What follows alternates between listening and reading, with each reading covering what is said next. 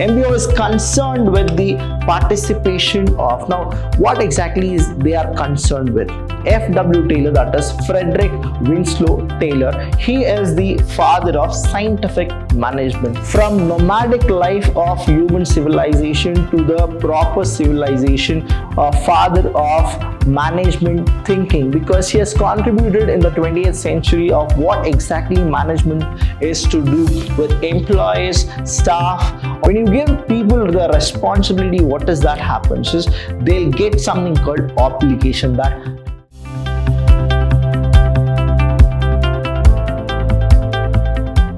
hello everybody, a warm welcome to one and all. I'm Abhilash Chandra from the Department of Commerce and Management in Vidhyaashram First Grade College, the Temple of Excellence. Welcome to the next chapter and the first session of this chapter.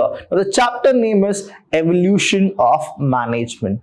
Now, in the first chapter, if you have understood what exactly were the contribution of the pioneers of management, so you will understand how the evolution of management also helps the entire management process.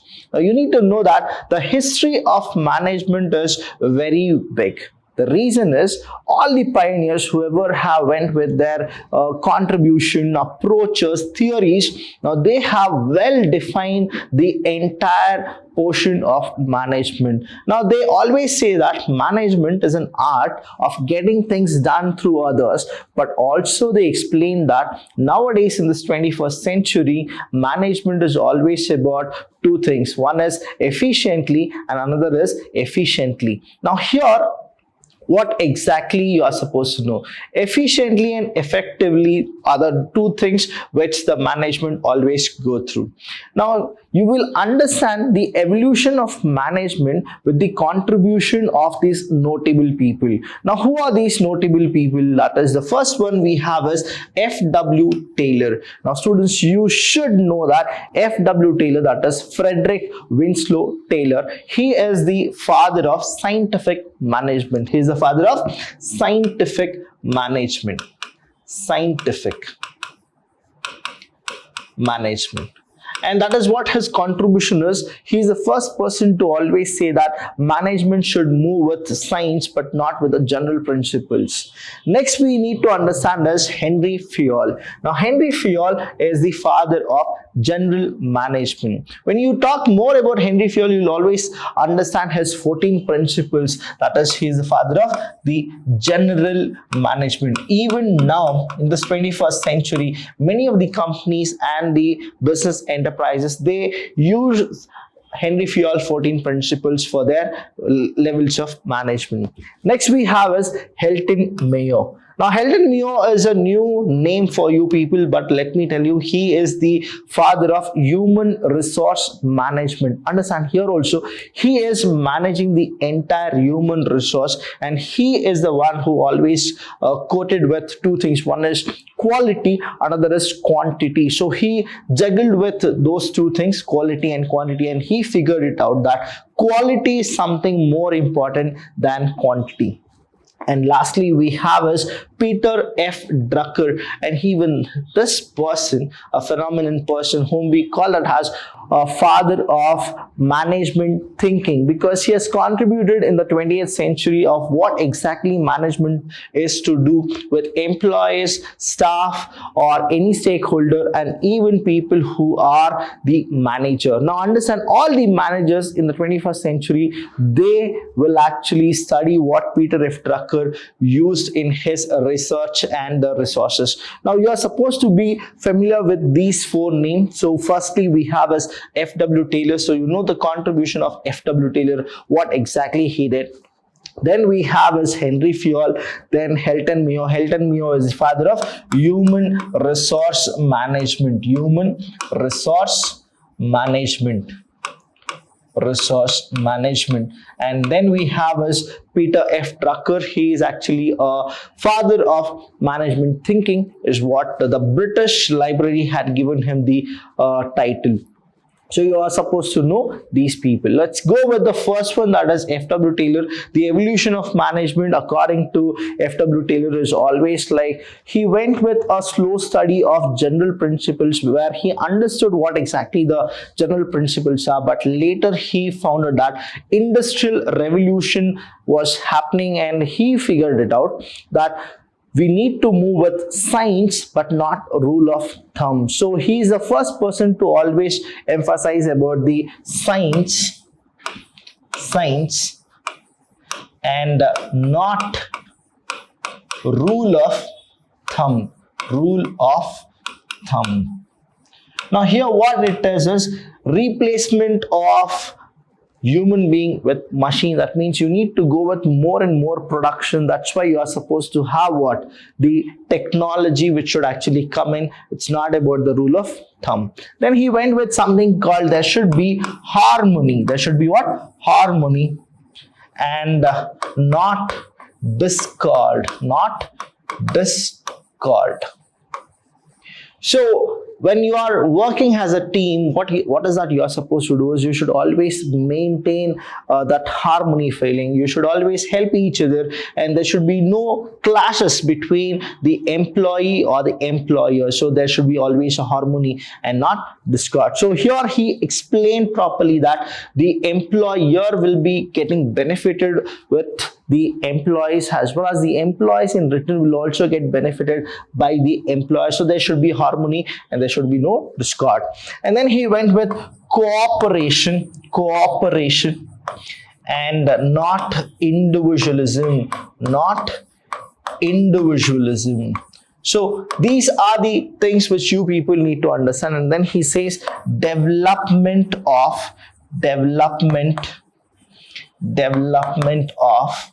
each and every person, that is each and every employee to his or her greatest efficiency. See, understand how this evolution of management has started. From nomadic life of human civilization to the proper civilization is all what we have gone through. We have seen the same way management also have come from the scratch till whatever it is right now in the management process. Now management is always an art and science is what we have studied, but here from 21st century you are supposed to know that management is also professional. But here what exactly we want to tell you is India being a country, we have not attained management to its professionalism. That's why we don't consider management as profession right now. But yes, 22nd century, 23rd century, if probably the management will actually continue the way the pace is going on, definitely we can attain management as profession. So all this management as an art and science will be a history and the future will be all about the management as profession. So the next contribution was by Henry Fayol. Now in the first chapter I have explained you what are the 14 principles of Henry Fayol. You are supposed to just glance those 14 principles, and the contribution of Henry Fayol is not just 14 principles. He has contributed so much for the society of management and the world of management, where you are supposed to always go for a research that what are his contributions. Now he is a person who always used to say that the same kind of scientific principle which Henry Fayol wanted to go through, but he failed in giving a scientific reasons, but later he went with the general principles. You need to understand Taylor principles and Henry Fayol principles, if you club together, whatever he has said in the 14 principle, there are 5 to 6 principles which are the same principles what scientific management was about to tell you. Now here what exactly happens here, Henry Fayol, when he went to the Ottoman Empire, that is the Turkey, he is a French man, and what exactly he noticed is management should be both the ways. That is, the employer and employee should have equal responsibility. When you give people the responsibility, what does that happens is they'll get something called obligation, that to each other they are supposed to be obliged. Now here what happens, the first one what he went with is, now let's go with this A, B, C and D. The first one, what Henry Fayol always wanted was, what is that employer should do? The employer should. Now he has listed the way the employer should do is, there should be something called division of work. What is it? Division of work. So to make the person work, there should be a proper division of work. And then he also says that you need to give them authority and responsibility.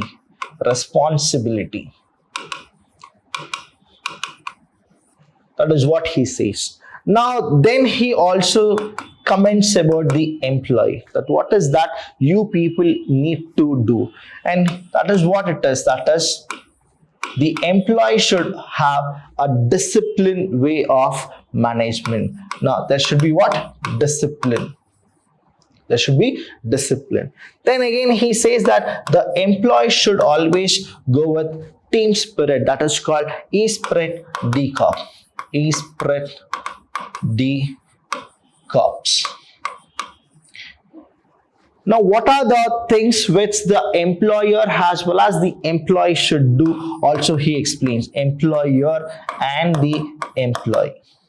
That is, the employer and the employee should go with something called, there should be a unity of command. That means the employer need to tell the employee, that is, each and every employee, each employee should have one boss.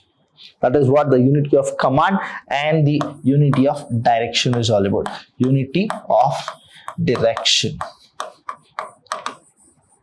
Now the remaining is what? That is, it happens only when you go with a long-term relationship. That is, the fourth one is all about the relationship, how you maintain the relationship. When you go with the relationship, now understand there is something called stability.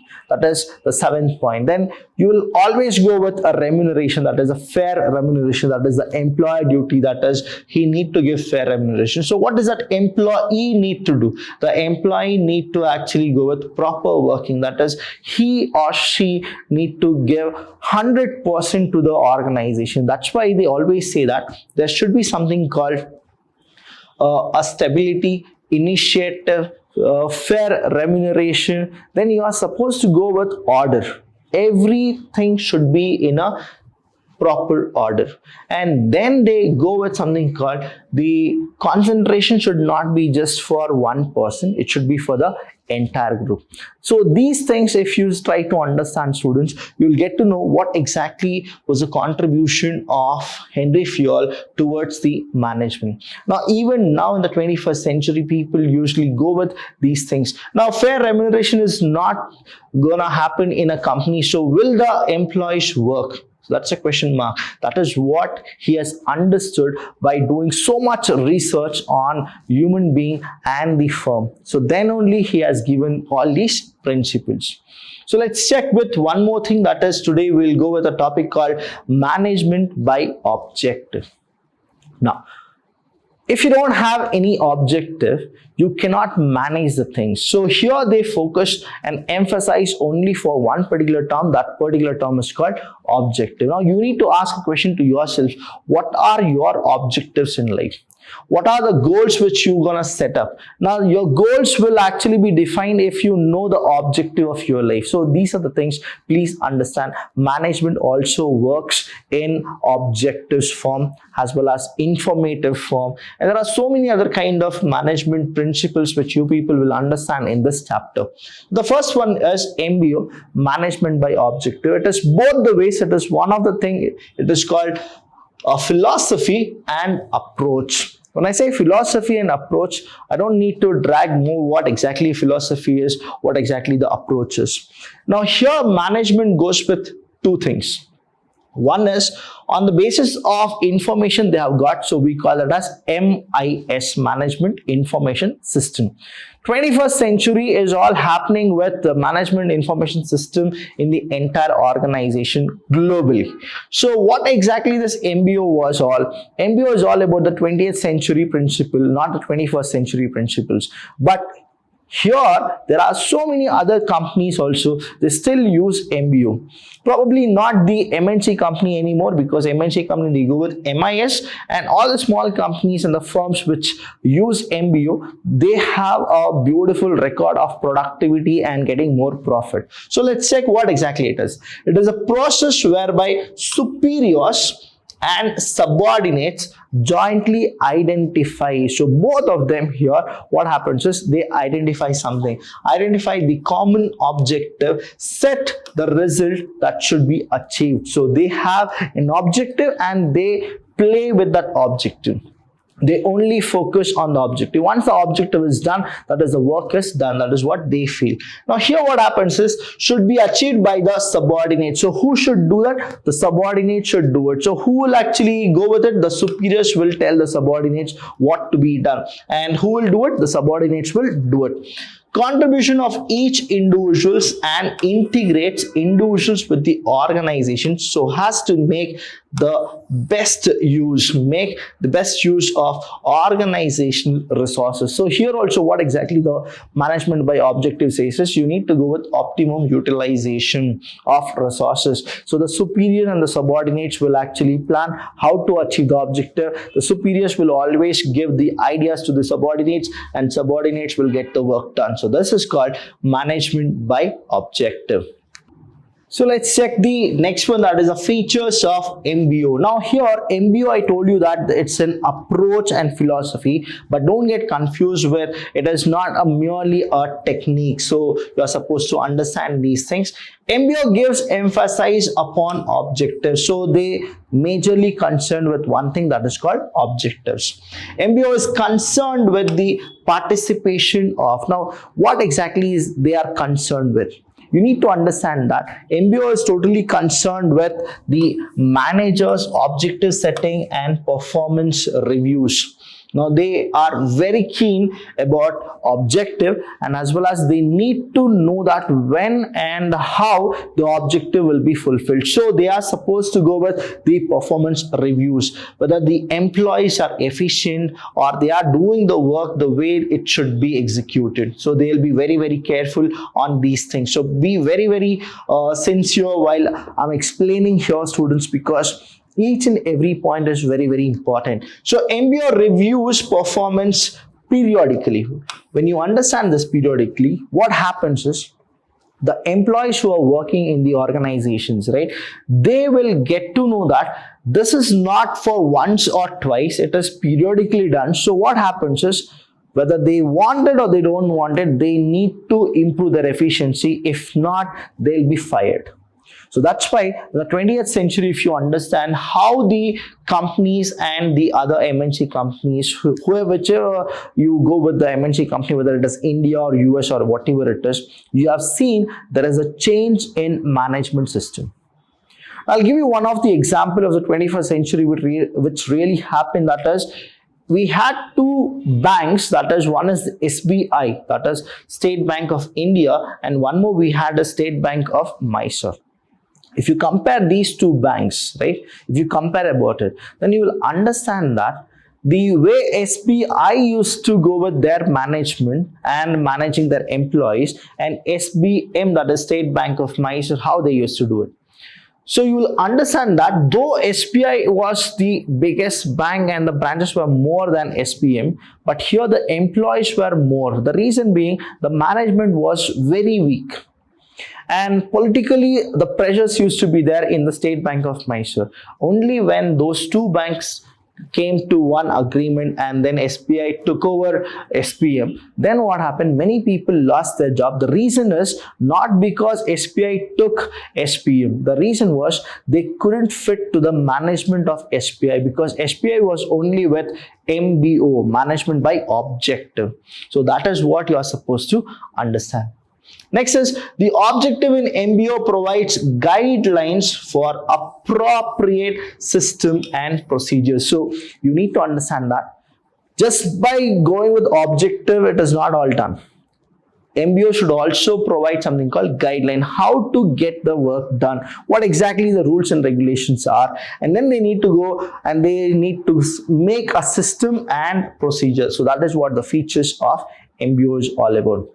Let's check the next one, process of MBO. And the process we have listed few of the process which I'll be explaining in the next session about each and every process in details. Firstly, we have setting of organizational objectives. Second is identification of key result area, that is where you will actually find. Then setting subordinates objective. Now when you go with MBO, it's all more about the objectives.